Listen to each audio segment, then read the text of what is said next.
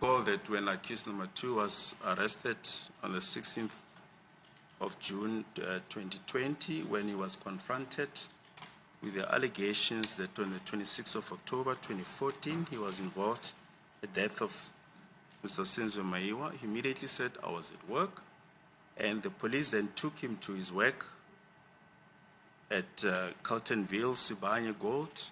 His records were checked, and Mr. Miller was interviewed. No, but objection. What does that question have to do with Mr. Sibiya? Because he's not accused number 2. He has got nothing with the explanation that accused number 2 gave to the police when he got arrested. That is totally irrelevant.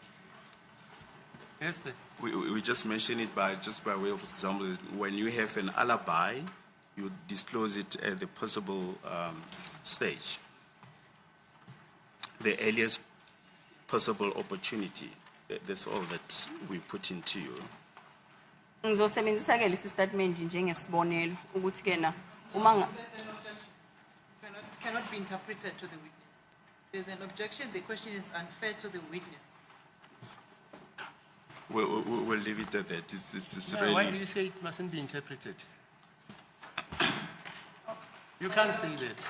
I was saying, my lord, because Yes, my there's lord. an objection. What's your time there? Hi. Yes, you can start. It's 10:52, man. Yeah, we'll come back after 30 minutes.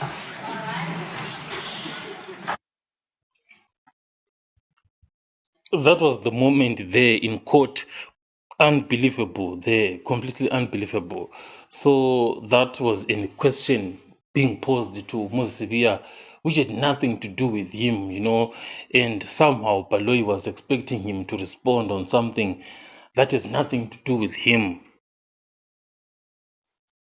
So that kind of questioning by Baloyi there, even though he is justifying it, to say that I was just showing you what has to be done, when you are explaining where you were, you disclose it at the earliest stage possible.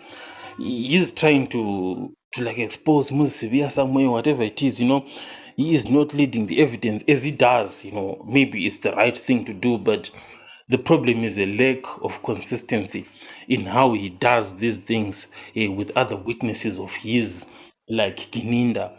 And this time around, it's because Moses Sibiya is a defense witness, and that's why he is now sort of like cross-examining him on how he dealt with these things. But the biggest surprise there, it came from Judge Rata, whereby he immediately called for an adjournment. Something completely unbelievable, because this is not the first time, of Judge Rata calling for an adjournment during times like these, that have so much tension. I've seen him calling for an adjournment, when Advocate Mnisi was busy talking and explaining something, he just called for an adjournment. And this time around, before this issue has even been resolved as to whether what Baloyi said should be interpreted or not, whether it's acceptable in courtroom or not, he just called for an adjournment. I feel like this is just something else, because when we return back, we are not going to return back on the issue of the interpretation after the adjournment.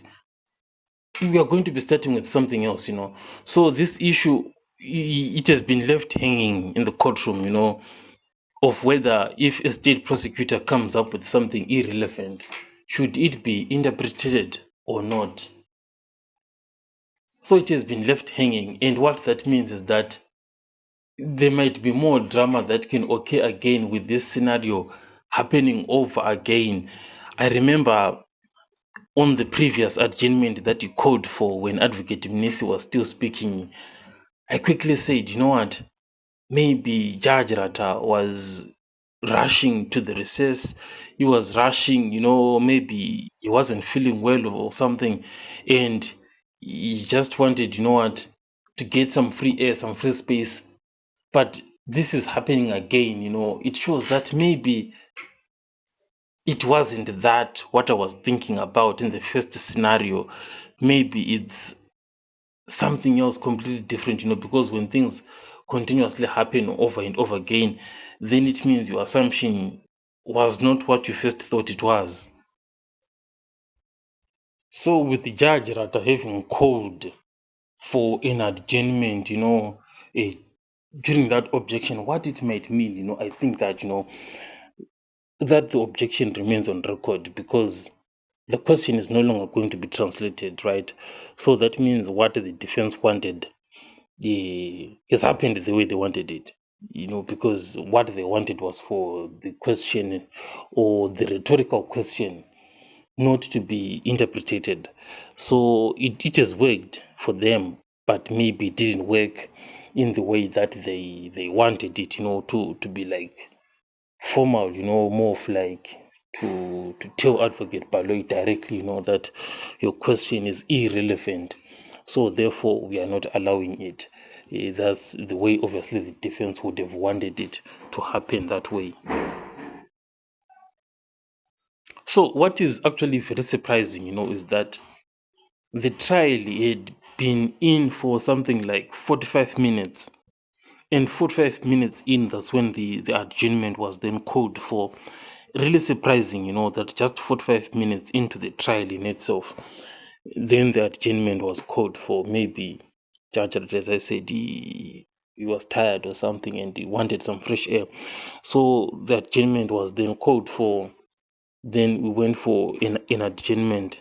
So maybe probably Judge Rata is tired of this entire drama that is occurring at the courtroom, and just wants, to be done and dusted with this entire thing, because he has even said it himself, that he doesn't want to sit on that bench, for any longer in that trial. He just wants to get this done once and for all. So the question, is that is Judge Rata being biased here, or maybe is it being fair? Because these are some of the small things, that people are picking up on and calling out Judge Rata for his behavior, on social media.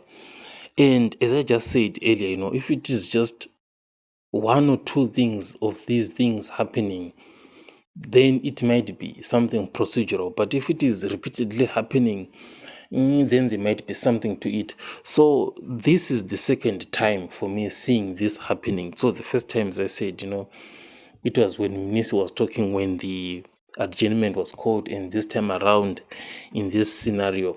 So if it happens for the third, fourth, fifth time, maybe we'll be looking into that more closely. But if the tables switch, and the cause for an adjournment when Baloyi is speaking, then we can be like, okay, it's happening to both sides. So it's something to watch out for. I'll catch you guys on the next one.